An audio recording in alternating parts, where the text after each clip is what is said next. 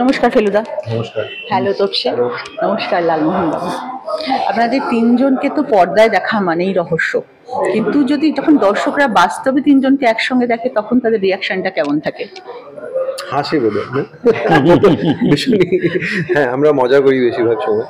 তাই আমার মনে হয় আমরা ভীষণ লাইট ট্রায়ো। সো আমাদের নর্মাল লাইফের মধ্যে কোনো রহস্য নেই, একদম নেই, একদম কোনো রকম রহস্য নেই আমাদের মধ্যে। হ্যাঁ, সিম্পল অ্যান্ড শর্ট। আপনাদের মধ্যে আয়ুষ তো সাধারণত তপসে তাই একটু ছোট, তো আমার মনে হয়, যেটা দেখে মনে হলো আপনাদের ওয়েভলেন্থের সঙ্গে ওর ভালোই মিলে যায়। এরাও বলুক। হ্যাঁ, মানে এটা অস্বীকার করার কোনো জায়গা নেই। মানে এক ফোঁটা আমার এরকম কোনো কিছু লাগেনি যে রানা আঙ্কেল তো আমার থেকে এত বড়, তো রানা আঙ্কেল আমাকে অন্যরকম একটু আমি কোনো রকম বাইক পাচ্ছি বা ইন্দ্রদার থেকেও।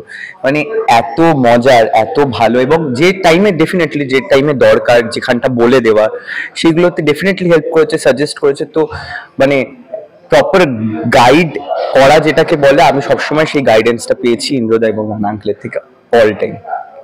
শুধু কি তুমি গাইডেন্সই পেয়েছো না আরো কিছু পেয়েছো, ইনপুট পেয়েছো? ইনপুট তো অনেক রকমেরই পেয়েছি, কিন্তু সেই ইনপুটটা ভালোভাবে, মানে নিজের মধ্যে যেগুলো ছিল না বা নিজের মধ্যে যে আইডিয়াগুলো হয়তো ছিল না, আমি তো মনে করেছি যে হত্যাপুরী এবং নয়ন রহস্যটা আমার আরো স্পেশালি কেন করা দরকার ছিল। আমি লাইফের হয়তো একটা দিক যেটা আমি নিজে হয়তো এক্সপ্লোর করিনি বা নিজে জানতামই না, সেই জায়গা থেকে আমাকে অনেক ম্যাচিওর করেছে রানা আঙ্কেল এবং ইন্দ্রদার সাথে করা মেকআপ রুমের আড্ডাগুলো। মানে অনেক, মানে টুয়ার্ডস লাইফ, মানে আমি যেভাবে দেখছি বা যে ভিশনটা আমার ছিল টুয়ার্ডস লাইফ, সেখানে অনেক কিছু চেঞ্জেস আমি ফিল করেছি। যে হ্যাঁ, মানে এনারা যেগুলো বলছেন, মানে স্বাভাবিকভাবে আমার থেকে অনেক দিন বেশি দেখেছে এই দুনিয়াটাকে। তো সেই জায়গা থেকে ওনাদের পয়েন্ট অফ ভিউটাও আমি যখন জানতে পেরেছি এবং এত ভালোভাবে অলমোস্ট বন্ধুর মতনই মিশছে, তো সেই জায়গা থেকে আমি মানে আমি তো নিজে ফিল করেছি যে তোমরাও তো বলবে যে আমি একটু তো ম্যাচিওর হয়েছে আগের থেকে। আমরা নিজেরাই বলবো যে আমরা ওকে অনেক ইভলভ করে দিই। না, আমি বললাম আমার কথা যে হ্যাঁ, মানে কিছু তো চেঞ্জেস মনে হয়েছে নাকি? ডেফিনেটলি অনেক। এক তো দেখো, বয়সের সঙ্গে সঙ্গে এই হত্যাপুরীর থেকে এইটাতে 1 বছর বেড়ে গেছে ওর বয়স, তো অনেকটা ও নিজেই ইভলভ হয়েছে। তাছাড়া আমাদের থেকে আমরা যা ইনপুট দিই বা হয়তো আমার মনে হয় দ্য ম্যাক্সিমাম ইম্প্যাক্ট যা আমাদের কোম্পানিতে ওর হয়েছে সেটা হলো যে এখন যে পৃথিবীটা যেরকম আছে, এটা একটু সুপারফিশিয়াল জায়গায় আছে। আমরা যেহেতু একটু ওল্ড স্কুল, তো আমরা ওকে সবসময় এটা বলার চেষ্টা করি, যখনই আড্ডা হয় আমরা ওকে বোরও করি, অনেক বেশি জ্ঞান দিয়ে দিই হ্যাঁ, কিন্তু আমরা ওকে এটা বোঝানোর চেষ্টা করতাম যে ভালো বই পড়বি, ভালো সিনেমা দেখবি, তুই ফিল্ম ইন্ডাস্ট্রির মানুষ, তুই অ্যাক্টর হতে চাস, মানে ভালো অ্যাক্টর হতে চাস, ভালো জিনিস দেখবি, not only always popular cinema একটা জিনিস হয়, গুড সিনেমা একটা জিনিস হয়, good cinema is not essentially popular. তো আমরা ওইগুলো ওকে বোঝানোর চেষ্টা করতাম যে কিরকম হওয়া উচিত, কিরকম অ্যাপ্রোচ হওয়া উচিত, কোনটা এখন মানুষ অনেক মানে ওই পাবলিক খাচ্ছে যেটা, কিন্তু পাবলিক খাচ্ছে সেটাই যে ভালো সেরকম না। তো do your good thing, C the good things in life, ভালো পড়ো, ভালো খাও, ভালো বই পড়ো, ভালো সিনেমা দেখো, ভালো লোকেদের সঙ্গে মানে ইন্টারাক্ট করো। তো ওগুলো আমরা ওকে সবসময় বলতাম। আমার মনে হয় সেখান থেকে অনেকটা ও শিখেছে। আমরাও যে ওর বয়সে আমরাও এটা পারতাম না, কিন্তু যেহেতু আমাদের একটু বয়স হয়ে গেছে, আমরা ওটা দেখেছি বলে আমরা ওকে জ্ঞান দিতে পারি, তাই না? একদম। আর একটা সত্যি ইম্পর্টেন্ট সেটা যে আয়ুষের তো বয়স বেড়েছে, ঠিক আছে, তপসের বয়স বেড়েছে, লালমোহন বাবুর কি বয়স বাড়লো? হ্যাঁ, বাড়লো, নিশ্চয়ই বাড়লো। এক বছর করে সকলেরই বাড়ে, এখানেই বেড়েছে। আমাদের একটা সুযোগ ছিল ওর সঙ্গে ইন্টারাক্ট করা, সেটা হচ্ছে যে যেটা আমি সবসময় চাই করতে, আমার ইন্দ্রও চায়, সেটা হচ্ছে যে কন্টেম্পোরারি যে ইউথ, তাদের সঙ্গে একটা কানেক্ট, মানে তারা কি ভাবছে, তারা কিভাবে দেখে, তাদের ভাবনা চিন্তা, এটা জানার একটা বিরাট সুযোগ পাওয়া যায়।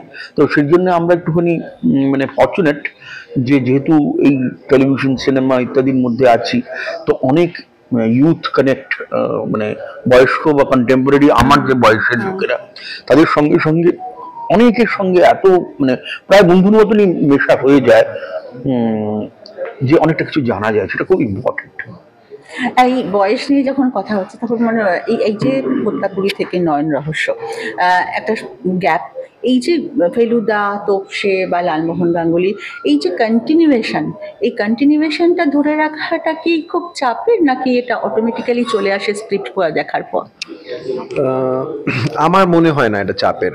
আমার মনে হয় বিকজ ফেলুদারও তো বয়স বাড়ছে। হ্যাঁ, কিন্তু আমার মনে হয় না যে আমাদের ওই কন্টিনিউইটিটা কোনো চাপের লেগেছে এক মুহূর্তের জন্য। কারণ এক তো আমরা চরিত্রটা বুঝে নিয়েছি প্রথমবার, আর যতটা আমরা অ্যাচিভ করতে পেরেছি সেটা থেকে বেটার তো ডেফিনেটলি করা যায়, কিন্তু ওই চরিত্রটা ধরা এখন আমাদের জন্য ডিফিকাল্ট না, কারণ আমরা একটা ছবি করেছি। তাছাড়া আমরা সবাই তিনজনই স্ক্রিপ্ট সেন্ট্রিক কাজ করি, তো স্ক্রিপ্টের মধ্যেই তো সব কিছু আছে। তো সেইটা আমার মনে হয় না আমাদের কোনো অসুবিধে হয়েছে 1 বছর, বা আমার মনে হয় 3 বছর পরে এলেও আমরা বোধহয় ওই ইকুয়েশনটা রাখতে পারবো। নিশ্চয়ই রাখতে পারবো, কারণ আমরা তো আর ফেলুদা ও প্রথমবার অভিনয় করছে বা দ্বিতীয়বার অভিনয় করছে, কিন্তু ফেলুদাটা তো জানি। হ্যাঁ, আমি তো ছোটবেলা থেকে জানি, আমরা ও তাই, মানে বাঙালি অ্যাভারেজ বাঙালির মধ্যে ফেলুদার অ্যাওয়ারনেস ইজ ভেরি মাচ। প্রায় সব গল্প পড়া, কাজকর্ম, টেলিভিশন বা ইত্যাদি কাজকর্মগুলো দেখা, অতএব চরিত্রগুলো আমরা ভালোভাবে চিনি, ওটা নিয়ে কোনো মানে সন্দেহই নেই। এবার কতটা করতে পারি সেটা দর্শকের কাছে। তো এই যে লালমোহন বাবু, আমি ফেলুদার কাছে প্রশ্ন করবো, ইন্দ্রনীলের কাছে, যে এই নয়ন রহস্যতে কি লালমোহন বাবু বুদ্ধির মাধ্যমে কোনো হেল্প করতে পারলেন? মানে ওনার বুদ্ধি কি আরো বিকশিত হলো? দেখো, আমার মনে হয় ইভেন হত্যাপুরীতেও লালমোহন বাবু মাঝে মাঝে অনেক কিছু না জেনে বলেন, যেগুলো কিন্তু ভীষণ সিগনিফিকেন্ট হয়ে দাঁড়ায়। হ্যাঁ, কি হয়ে, যেমন কি মশাই, এ তো দেখছি হত্যাপুরী।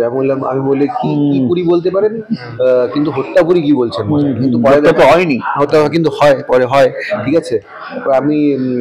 আপনি কিন্তু বলেছিলেন ওই বলি একটা জায়গায়, এরকম ভাবে সবসময় সব গল্পেই কিন্তু লালমোহন বাবুর কন্ট্রিবিউশন আছে। তখন বোঝা যায় না যখন উনি বলেন, পরে দেখা যায় যে কথাটা মধ্যে একটা সাবস্টেন্স ছিল।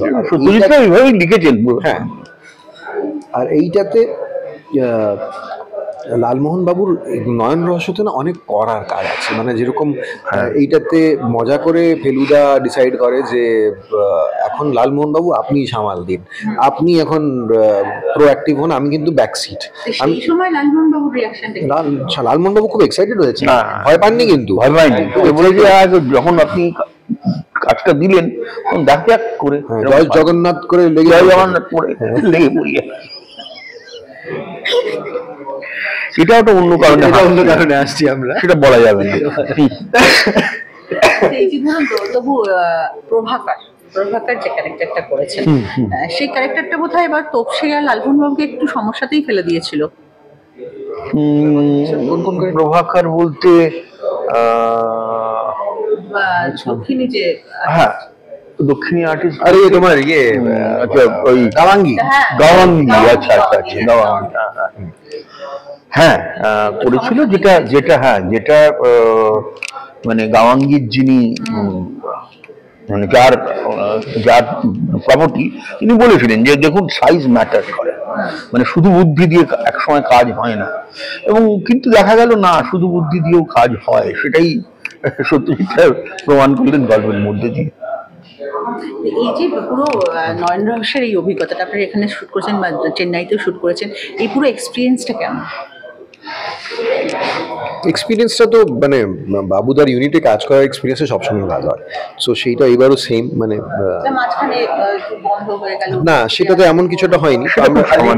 খালি ওখানে একটাই এক্সপিরিয়েন্স কারণ সেটা হচ্ছে গরম ছাড়া বাকি সব এক্সপিরিয়েন্স ভালো। আমার মনে হয় এই মুহূর্তে যদি আমরা চেন্নাই থেকে শুট করতাম, তাহলে আমরা ওই গরমটা নিয়েও কমপ্লেন করতাম না, কারণ এখানে বেশ প্র্যাকটিস হয়ে গেছে। হ্যাঁ, সেই সময় গরমটা ছিল, কিন্তু মজা করেছি আমরা। আর কলকাতা শুটিং ছিল, চেন্নাইতে ছিল, এরপর বাবুদা শরীরটা খারাপ হওয়াতে আমরা চলে আসি, এরপর আবার আমরা একটা থার্ড শিডিউল করি 3-4 দিনের মহাবলীপুরমে। সো হ্যাঁ, কিন্তু সেরকম কোনো হোঁচট খাইনি আমরা ছবি শুটিং এর সময়, মানে বেশ ভালোই এনজয় করেছি। এই যে ধরুন সত্যজিৎদার গল্পে যেটা দেখা যায়, হিপনোটিজম, ম্যাজিক, এই ব্যাপারগুলো, বিশেষ করে ম্যাজিক তো আমরা দেখি, কিন্তু হিপনোটিজম, এই ব্যাপারগুলো আপনি নিজে কতটা বিশ্বাস করেন? সকলের কাছেই প্রশ্নটা রাখি।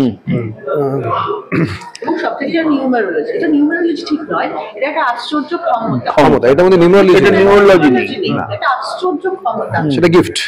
হ্যাঁ, এই জিনিসগুলো আপনারা নিজেরা কতটা মানে বুঝতে পারেন বা জানতে পারেন বা নিজেরা কতটা দেখেছেন কি আদৌ এরকম কোনো ক্যারেক্টার? দেখো, আমি যে অনেকগুলো প্রশ্ন হচ্ছিল এর আগে অনেকগুলো ইন্টারভিউতে সোশ্যাল মিডিয়া নিয়ে, যে কমেন্টস হয়, এইসব হয়, ট্রোলিং হয়, এসব হয়। আমি বলেছিলাম যে না, আমি এইসব একদম পছন্দ করি না, তো আমি এগুলো পড়ি না।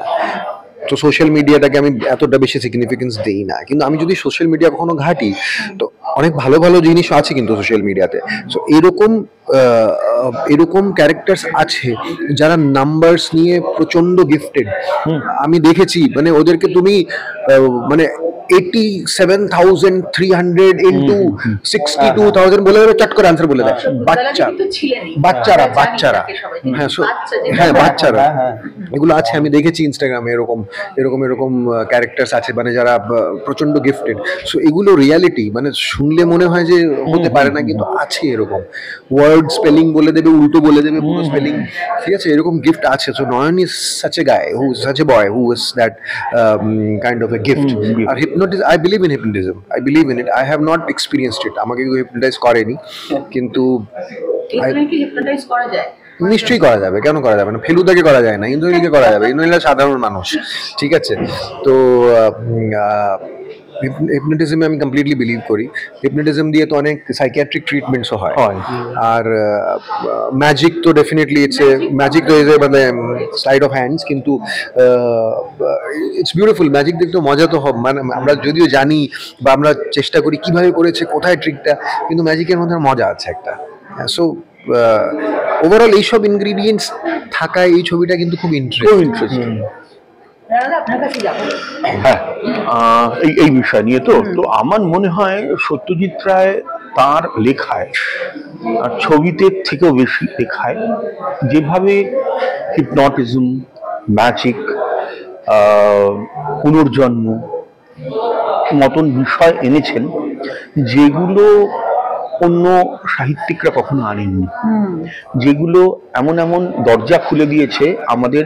যখন আমরা ছেলেবেলায় ছিলাম, 65 সাল থেকে লিখতে শুরু করেছেন এবং কতবার লিখে গেছেন, আমরা সবাই পড়ছি, ছেলে মেয়ে নির্বিশেষে, এবং তখনকার দিনেও যারা বড় ছিলেন তারাও পড়তেন।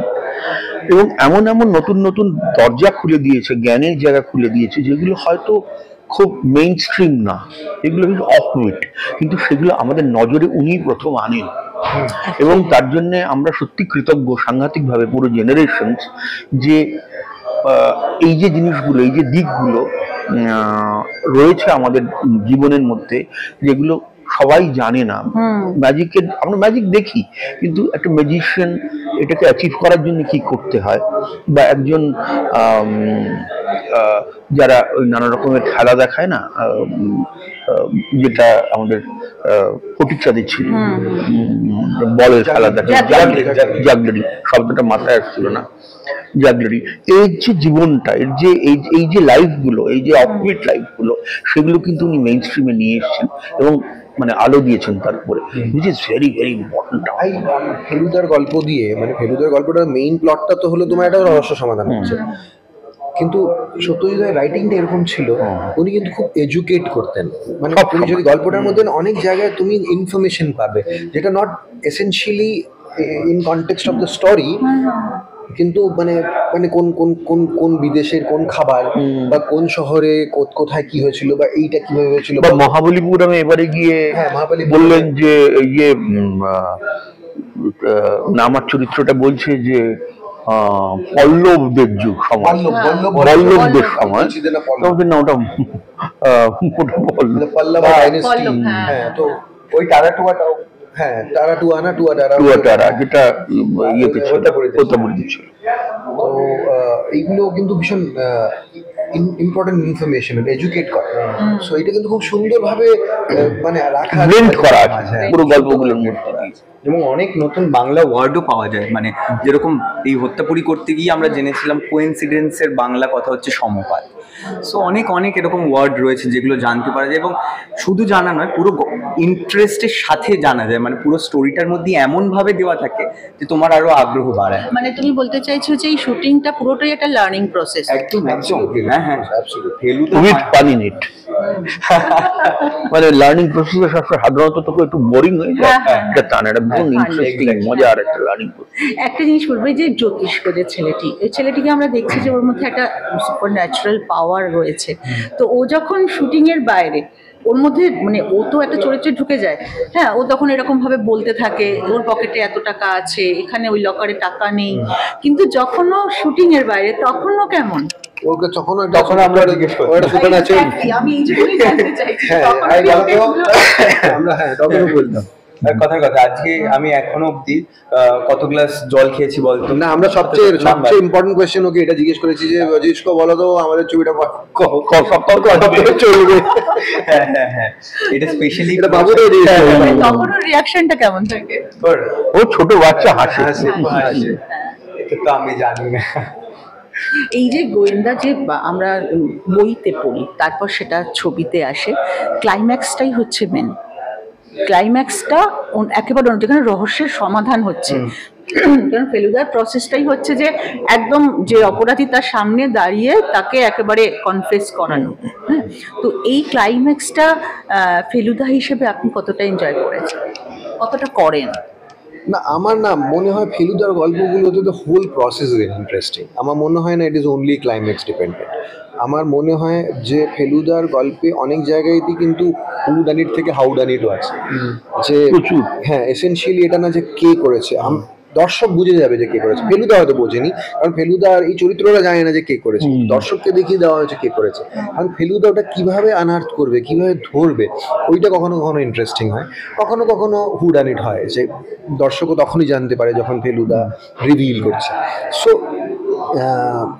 আমার কোনোদিন এটা মনে হয়নি যে ক্লাইম্যাক্সটার জন্য আমি ওয়েট করছি, বা ক্লাইম্যাক্সটা is an important scene. Climax is important, but for us the entire process was important. তোমার কি মনে হয়? তোপসে তোমার কি মনে হয়? তোপসে বলেই বলছি, কারণ আমরা নয়ন রহস্য নিয়ে কথা বলছি। না মানে আমার কাছে ডেফিনেটলি ফুল প্রসেসটাই খুব ইন্টারেস্টিং। শুট করা বা সমস্ত কিছুর মধ্যে কনস্ট্যান্ট প্রথম থেকে থাকা।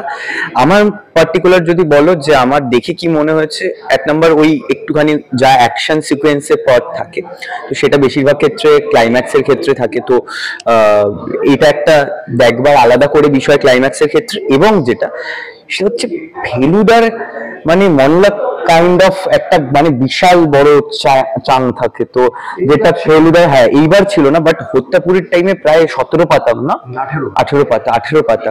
এবং ওইটার যে ওই ওই পুরো জিনিস, এটাই বলছিলাম যে তুমি যখন প্রসেসটার মধ্যে ঢুকে যাচ্ছ না, আজকে 18 পাতাটাও হয়তো ফেলুদার আরো সুবিধা হচ্ছে যখন তুমি প্রসেসটার মধ্যে রয়েছে, তো ইউ নো দ্য স্টোরি, তুমি এখন সবার কাছে জিনিসটা আরো ক্লিয়ার করে দিচ্ছ। সো ওইটাই যে পুরো প্রসেসটাই এত ক্লিয়ার থাকে, যার জন্য ক্লাইম্যাক্সে এসেও ইটস গুড। না, সবচেয়ে ইম্পর্টেন্ট হচ্ছে যে আমরা জানি এই বইগুলো বাড়ি বাজারে আছে, কিনে পড়তে পারি, সবারই পড়া প্রায় ধরে নেওয়া হচ্ছে, কিন্তু তৎসত্ত্বেও লোকেরা সিনেমা হলে সেই গল্পটা দেখতে যায় এবং ইকুয়ালি কেন কেন এটা এমন ইউনিক দুটো জিনিস, একটা কথা হচ্ছে যে গল্পগুলো ইউনিক, সেগুলো কিভাবে পর্দায় আসবে সেটার জন্য দর্শক ওয়েট করে। আর দ্বিতীয়ত আরেকটা ব্যাপার হচ্ছে যে বাবুদা মানে সন্দীপ রায় কতগুলো ফাংশনাল চেঞ্জ আনেন, কন্টেম্পোরারি করেন, কিন্তু অতিরিক্ত নয়। কেননা আমরা কিন্তু ফেলুদাকে ফেলুদা হিসেবেই পেতে চাই। ফেলুদার মধ্যে একটা ফেলুদা কারোর সঙ্গে সম্পর্কে জড়িয়ে পড়েছে এরকম কোনো গল্প এখানে দেখিয়ে লাভ নেই। তাই সেটা দেখাবার ফেলুদার প্রেম হলো না, না না ফেলুদার প্রেম হলো না। প্রেম হলে কি ভালো হতো? ফেলুদার কি মনে হয় না, আমার মনে হয় না ফেলুদা একাই ঠিক আছে। এই অন্য আরো তো ডিটেকটিভ আছে, তারা প্রেম টেম করুক না, বিয়ে করেছে, এর মধ্যে ঢোকাবার তো কোনো দরকার নেই, আজকে কোনো প্রয়োজনীয়তাই নেই। এবং সেখানে অরিজিনালিটি বা ওই যে ফ্লেভার, যে তিনি চারমিনার সিগারেট খান, বিয়ে করেননি, একটা মোটামুটি রকমের শারীরিক ইয়ে মানে যোগ ব্যায়াম ইত্যাদি করে, মারাত্মক না, সেই যে গিয়ে পাওয়ার ইয়ে নিচ্ছে সেরকম না, বুদ্ধির চর্চায় তার বেশি আগ্রহ। সে মোবাইল থাকলেও মোবাইল থেকে কিছু বার না করে আমরা যে একটা ওষুধের নাম দেখি মোবাইলে লিখে ফেলি, কি কম্পোজিশন, কিসের জন্য লাগে, সাইড এফেক্ট সব, সে সেটা করে না। সে গিয়ে সিধু জাথার সঙ্গে আলোচনা করে। এই কথা তো সত্যি যে আজকে ইন্টারনেট আমাদের কতগুলো ড্রাই ইনফরমেশন দেয়, কিন্তু একটা মানুষ তার থেকে আমরা নলেজ শেয়ার করি, ইনফরমেশন উইথ সাম নলেজ, একটা জ্ঞান, সেটা একটা মানুষের কাছ থেকে, ওরকম একটা বয়োবৃদ্ধ লোক তার এক্সপিরিয়েন্স কথা বলে, সেই একমাত্র নিতে পারে। সেই মানুষের সঙ্গেই যোগাযোগ থাকা দরকার। এই যে আলাদাভাবে বসে শুধু কম্পিউটার, শুধু ফোন না করে যে আমরা কথা বলছি, আড্ডা মারছি, ওখানে দাঁড়িয়ে একটু কথা বললাম, মুড়ি খেলাম, এটার অভিজ্ঞতা কোনোদিনও রিপিটেড হয় না। আমরা যেটা শুনে এসেছি যে সত্যজিৎ রায় শুটিং ফ্লোরে থাকা মানে দেখে খুব মানে হয়ে থাকে যে উনি এসে গেছেন, তটস্থ হয়ে থাকেন। তো সন্দীপ রায় শুটিং ফ্লোরে আসার পর সেই চিত্রটা আমি শুনেছি সত্যজিৎ রায় ফ্লোরে কেউ কখনো তটস্থ হয়ে থাকতেন না, কেউ থাকতেন। উনি একটা 6 ফিট 4.5 ইঞ্চি হাইট, মানে গুরুগম্ভীর কণ্ঠ, ব্যারিটোন ভয়েস, ওইরকম ইমপ্রেকেবল ইংলিশ বাংলা এবং জ্ঞান ইত্যাদি থাকা সত্ত্বেও অত্যন্ত সহজ। বিশেষ করে অভিনেতাদের সঙ্গে উনি অত্যন্ত সহজ, মানে অভিনেতারা তাকে বন্ধু হিসেবে পেয়েছে, কোনোদিন ভয়ের চিত্রে পায়। রেসপেক্টটা কমান্ড করতেন না, এরকম একটা personality with that knowledge, that voice, that stature and that ability, তো তুমি তো এমনিতেই রেসপেক্ট করবে, ওটা চেয়ে নিতে হবে না, মানে রাগ দেখিয়ে চিৎকার করে তো নিতে হবে না, এমনিতেই যখন ঢুকছো মনে হচ্ছে জলজান্ত, হ্যাঁ একটা মানে one god is walking in, তো তুমি তো কি মানে। সন্দীপ রায়ের ক্ষেত্রে কি বলতে? Sandip Ray is exactly the same, I assume. আমি তো সত্যজিৎ রায়কে দেখিনি, কিন্তু আমার ধারণা যে বাবুদা তো নিশ্চয়ই বাবার অনেক ট্রেটসই পেয়েছেন, আর ওই মানে ভদ্রতার যে এক্সট্রিম লিমিট হয় না, সেটা আছে বাবুদা মধ্যে। মোস্ট ভদ্র human being I have ever come across, পুরো পরিবার, ঠিক আছে। আর মানে ব্লাড ফিক্স কথা বলে, রক্ত, মানে সৌরদীপ ছিল, Sourodip was assisting this time. So Babuda is also very well read, very knowledgeable, ঠিক আছে। আর ভদ্র, খুব ভালো বিহেভ করেন, কাজ খুব ইজিলি করেন, মানে কি বলবো।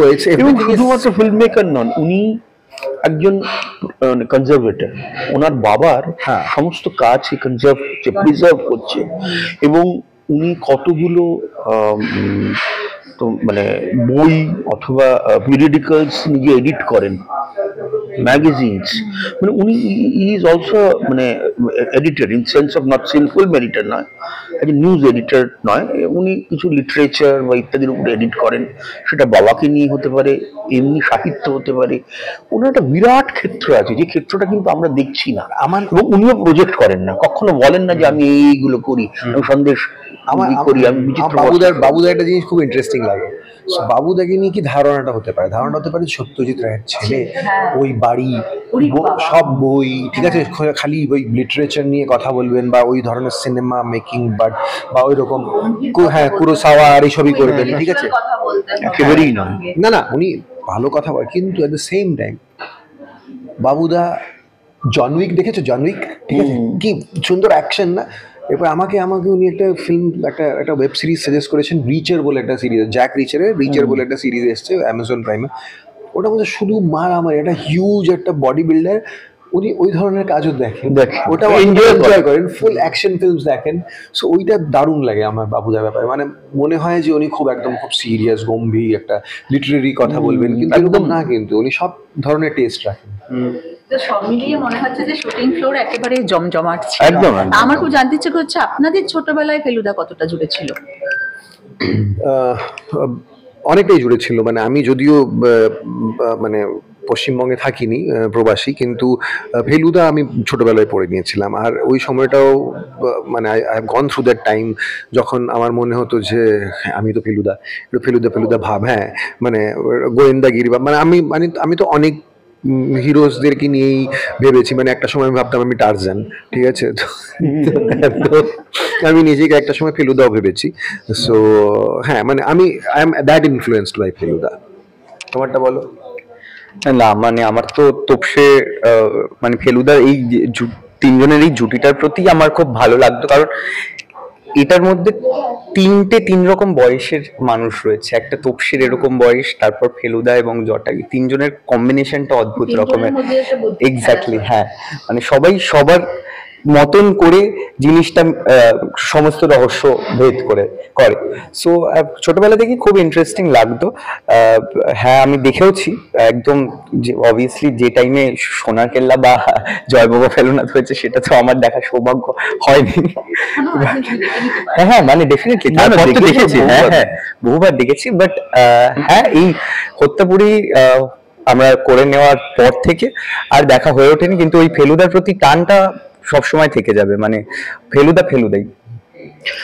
আমি তো মানে বড়ই হয়েছি ওই পরিবেশে, এবং আমাদের মধ্যবিত্ত ওরকম পাড়াতে একটা কোনো জন্মদিনে কেউ ফেলুদা পেলে অন্যকে দেওয়া হবে এবং সেটা সে পড়বে, আমি যেটা পাবো সেটা আমি অন্য লোককে দেবো, এইভাবে শেয়ারিং এর মধ্যে দিয়ে আমরা সবসময় পড়ে এসেছি ফেলুদা। এবং একটু কিছুদিন বয়স হওয়ার পর প্রথম যখন সোনার কেল্লা রিলিজ হয়, তখনও প্রথম রিলিজেই আমি ছবি দেখেছি, আমার তখন 9 বছর মতন বয়স। আর পরেরটাতেও তাই, পরেরটাতে তো আমার মনে আছে প্রথমটা বাবা নিয়ে গেছিলেন, পরেরটাতে আমি, আমার বোন এবং আমাদের বাড়িতে যিনি থাকতেন কাজ করতেন, আমরা তিনজনে ভাই বোনের মতনই আমরা গিয়ে ছবি নিজেরা টিকিট কেটে কাঁচিতে দেখতে গিয়েছিলাম। দুটো সিনেমা, যেটা প্রথম সত্যজিতের করা।